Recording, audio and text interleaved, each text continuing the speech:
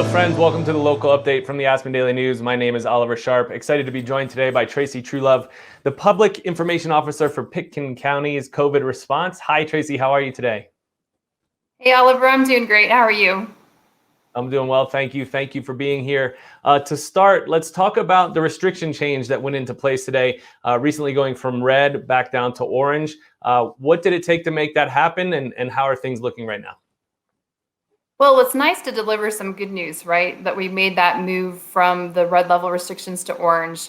And what had to happen is we had to see a under 700 incident rate, like drop below 700 in our incident rate. And that did occur on Monday. So officially, as of this morning, we are in those orange level restrictions. And that gets people back to indoor dining at 25% capacity. We have a great graphic on our website that if you want to go and see what all those changes are, but it's really getting people back to work. And I know our public health team was really ready to be able to share that information.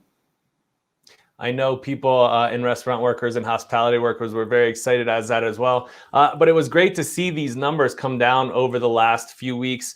Can you talk a bit about the response and kind of the trend lines that we are seeing with our incidence rates and positivity rates? Yeah, the important thing is that they are trending down, and Josh, Vance, our epidemiologist, is tracking on that very closely. Our whole team is. But I also think it's important to let people know that doesn't mean we can let down our guard, right? We still have to keep practicing these things that we've been talking about since we've been in the pandemic back in March. And that's wear your mask, social distancing, physical distancing, and, washing your hands frequently. Those things just don't change. I will share, though, what's interesting about this conversation is the state is looking at making some updates to the state dial and how the metrics are laid out. And again, that they've asked for feedback on it. That actually closed yesterday, Monday evening. But it sounds like midweek to the end of this week, we're going to have a little bit different snapshot of what the state dial looks like. And if some of those tougher restrictions or mitigation measures might be lifted a little bit so that the county can make some decisions more fluidly on how we're doing and where the disease transmission is headed. That's right. There's always a lot of coordination between state level and county level in making these decisions. Something else coming down from the state is some of the vaccine procedures. Can you talk about what's happening? We're seeing some changes with the vaccinations, and it is actually great news that we've had some vaccinations here over the last couple of weekends. I know that's been very positive as well. So the challenge we saw in the decision the state made is that it happened pretty quickly, where they kind of changed the way they had designated the phases. So here in Pitkin County, we are still working diligently to get our 70 plus community vaccinated. And one of the challenges we're having is that we're not seeing, we had a really big clinic where we had over 1,100 folks vaccinated. And then the next week, we only had 200 doses of vaccine. So it feels like we're kind of trickling through that 70 plus category. Well, the state has already made the announcement that they're starting to move towards the 65 plus category, and teachers and childcare workers, which is great. But again, the challenge we're having here is we don't have the doses to catch up with that yet. We're still about over 1,070 plus. And I'd like to share an interesting tidbit that occurred today. We opened up our appointment scheduler for the 100 vaccine doses we have this week. It filled in 9 minutes. So the 100 appointments filled in 9 minutes. And then we moved over to, we have a wait list of about 50 people that we actually can call the day of. So clearly there's a real desire, and our desire too is to get more vaccines so we can vaccinate more people. And are you hearing anything about that? I mean, that's a pretty big drop off from 1,100 to 200 to 100. Are you hearing anything about potentially getting more vaccines from the state level or potentially the federal level as well? That's a great question, because just today we heard from somebody on the state level asking what our capabilities are of the operation to vaccine. So it sounds like maybe if the national, level of supply changes and Colorado starts to get more, we could get a much larger allocation soon. But it's been week to week. And I know that's what's also really frustrating for people. We want to ask you to be patient and hang in there with us. If you've gone and you've signed up for our vaccine notifications, on Mondays, you'll find out if you're eligible. On Tuesdays, you'll get we'll launch the appointment scheduler 10 o'clock on Tuesdays consistently.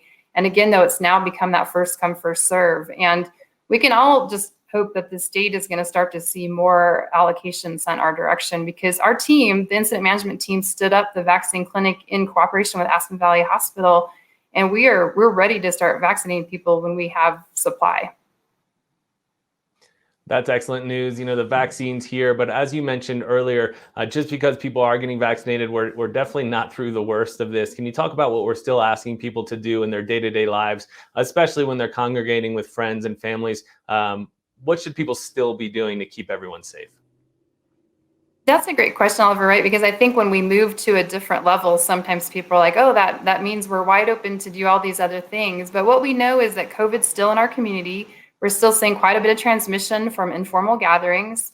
And so we're just asking people to remain diligent. There's even a conversation around that question, if you've been vaccinated. You know, we still, even though you've been vaccinated, we're asking that you still do the 5 commitments of containment, which are the wearing your mask, physical distancing, you know, washing your hands, getting tested if you're having symptoms. Just those things we can't let go of those, because we want to keep transmission moving downward, right? We don't want to all of a sudden be like, okay, we've opened up on the restrictions, but now we're going to start doing those kind of risky behaviors again. We really need to kind of stay the course until we can move through more of the vaccine clinics and, you know, just get, you know, throughout our valley, a much larger group of folks vaccinated and hopefully start to see COVID go way down. Yes, we needed to go down. And I will say the resources are great. I got tested last week. I got my response very quickly. So the resources are there. Where should people head if they need to find out more information about the current level that we're in, or if they want to get resources for getting tested? So our Pitkin County COVID website has a tremendous amount of information on there, and you can go to pitkincounty.com. The COVID tab is right on the front. You can't miss it. There's information there about vaccine. There's information about what we have coming in Pitkin County, which is the 5-star program that allows businesses to operate in different levels based on where the state dial lives. And there's also our sign up for vaccine notices. And again, I just want to repeat kind of what that means. So when you sign up for notices, we're basically collecting your information so that when we know we have allocations, we're sending targeted communication out to that group that we're still working on. And we are still working on that 70+ category.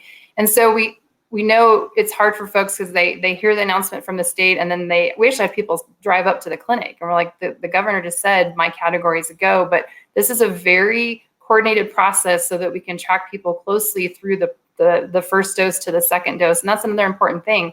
You have to get your first dose and second dose in the same place.